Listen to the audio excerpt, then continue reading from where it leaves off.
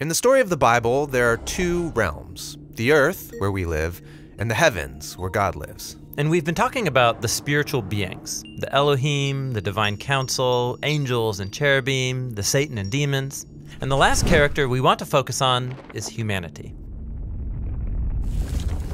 Now, humans aren't spiritual beings. In Genesis 1 and 2, they're made of the dirt, like the animals. But notice that God calls humans to become something more. He elevates them to live and rule in Eden, the place where heaven and earth are one. And they're invited to eat from the tree of life. Yeah, what does that mean, to eat of the tree of life? Well, it's an image of receiving God's own eternal life into yourself. It's about a whole new kind of existence. So wait, physical beings living forever. How could that even work? Well, somehow, sharing in God's life transforms our bodies so that we can inhabit heaven and earth at the same time. And it also transforms our imaginations so that we learn how to rule the world like God in the power of love. This is an amazing calling, but humanity is quickly deceived by a spiritual rebel. Yes, he lies to the humans, saying that they can rule and get eternal life on their own terms. And God exiles all of them from the garden. They're cut off from the source of true life.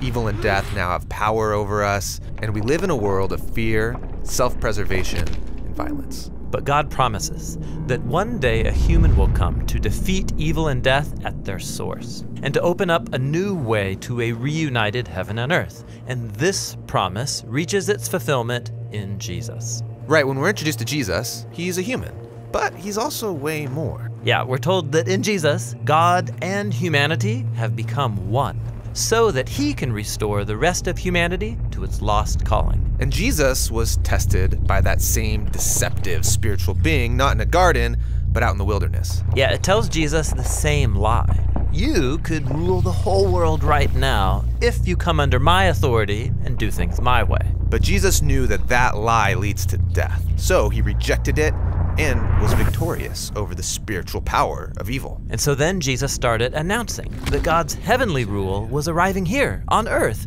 through him. And so he went around confronting the power of death in his healings and his exorcisms. Jesus was opening the way back to eternal life, to rule with God and become new humans. Yes, he also confronted our imaginations by teaching how corrupt spiritual powers enslave whole communities with their lies.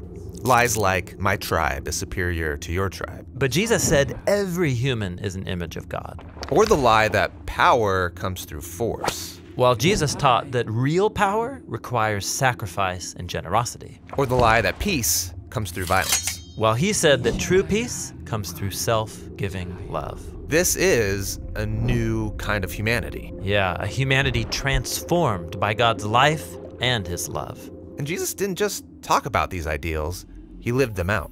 Yeah, exactly. He brought God's heavenly kingdom to Jerusalem to confront the powers. In fact, that's what got him arrested. Well, so maybe the way of Jesus can't win over evil. But from Jesus' point of view, his coming death was actually a battle. A battle? Yeah, not against humans, but against the real enemy, the spiritual powers that enslave us through their lies. Jesus gave his life and let evil do its worst. But God's love has the power to create life, even out of death. That's what happened when Jesus rose from the dead. And the risen Jesus is human, but a new kind of human. Yeah, when Jesus' followers met him alive from the dead, he had a transformed body that could live in heaven and earth at the same time. He's like a new category of human, one that can live and rule with God forever. Jesus is the new humanity that we're called to become. Right. He said that all authority in heaven and earth belongs to him, and then he sent out his followers to announce that his eternal life is available to us now, in the present. We can experience eternal life now? Well, Jesus said that eternal life is knowing this God of love, so that our imaginations can be transformed as we're liberated to love God and to love our neighbor. And we trust that even if we die, God's love will transform our bodies and raise us up into the new creation. And that's how the story of the Bible ends. Yeah, the ending is a new beginning, with Jesus and the new humanity ruling in a united heaven and earth together.